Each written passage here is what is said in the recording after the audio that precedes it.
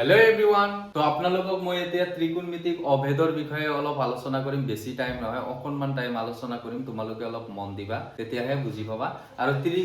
ত্ৰিকোণমিতিক বুজিব হলে এই অভেদ তিনিটা তোমালোকে সদায় মনত ৰাখিব লাগিব তেতিয়াহে ত্ৰিকোণমিতিক কি বস্তু তেতিয়া অলপ সোনকালে বুজি পাবা গতিকে ইয়াৰ অভেদ কেটা হল যে এক number sin square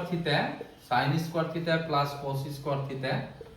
cos square theta is equal to 1 এটো হল এক নাম্বার আৰু দুই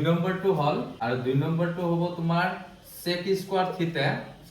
theta minus tan square theta is equal to 1 তাৰ পিছত তুমি এইটো এই ধৰণেও লিখিব পাৰা যে 1 plus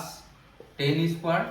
theta equal to sec square theta এইটো লিখিব পাৰা সেম বস্তু তাৰ পিছত তিনি নম্বৰটো হল cosec square theta minus cot square theta is equal to 1 और তুমি এনেকেও লিখিব পাৰা 1 plus cot square theta equal to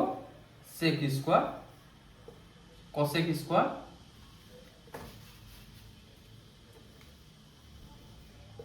square theta গতিকে এই তিনিটা বস্তু সদায় মনত ৰাখিবা তেতিয়া ত্ৰিকোণমিতিক বুজাত সহায় হ'ব বুজি পালানে